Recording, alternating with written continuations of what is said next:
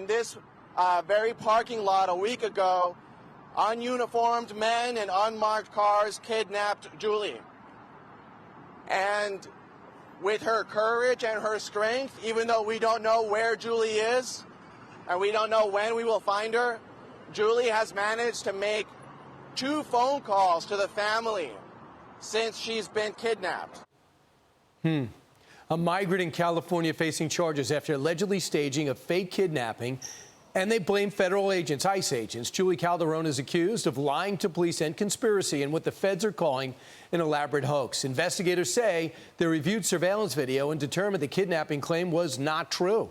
Former federal prosecutor Jonathan Fahey served as acting ICE director in President Trump's first term. He joins us now. Jonathan, so what they did is they also raised money off this.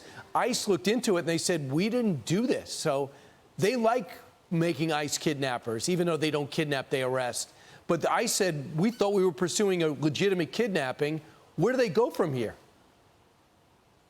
Yeah, this is really outrageous. And when you think about it, this really stems from all of the rhetoric that's coming out of the Democratic Party. And the more outrageous the rhetoric, the more outrageous their behavior, the greater their status rises within the party. And it's not surprising that somebody would take advantage of this in a criminal way. A couple of things that are interesting about this: they charge her with a conspiracy and also for lying to agents, which means other people are involved and maybe other people will be charged. But she's facing 5 years on each count and certainly deserves time on this, because it's really important that not only what she did was bad by maligning ICE agents, defaming them, and putting them in more danger, but they also were distracted from going after more serious criminals or other serious criminals, having to try to track this down to find out if somebody actually was kidnapped. So this is outrageous in every respect. It really harkens back to sort of the Jussie Smollett case, because he was taking advantage of all the anti-Trump hysteria to elevate himself.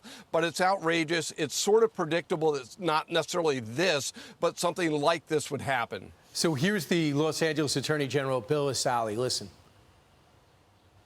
There was apparent financial motive, and I think there was another motive here. They want to discredit, dehumanize our federal agents. This is part of the narrative to encourage people to stand up to our agents and to assault them.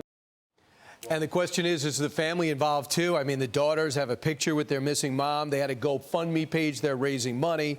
You saw them with the signs. Would they dupe too? I'd like to find out, Jonathan. Yeah, I'm sure they're going to try to find that out, because if they're all in on it, they should all be charged on the conspiracy, because this is outrageous. And the U.S. attorney is exactly right. And we've seen, I think the number now is between 800% and 900% rise in assaults on ICE agents, and that just seems to be growing as we've been reporting, or as you all have been reporting on this. So it's so outrageous that people are defaming ICE agents, disparaging them, and it's really kind of just sport in many respects in the Democratic Party. They elevate their status, they do it for fun, and they don't even seem to think that there are real consequences to what they're doing. Yeah, and this makes all these lawmakers who want to vilify ICE look even worse. Just to go through the scheme, the co-conspirator filed missing report. The daughter set up the GoFundMe page. She got $4,500. The daughter pictured with mom's missing posters. Then the press conference afterwards, full of emotion from Movement Legal, created fabricated photos of her rescue. And by the way, just the fact that they keep saying kidnapping instead of arrest or detainment is also an insult to ICE and furthers the angst every time ICE goes out.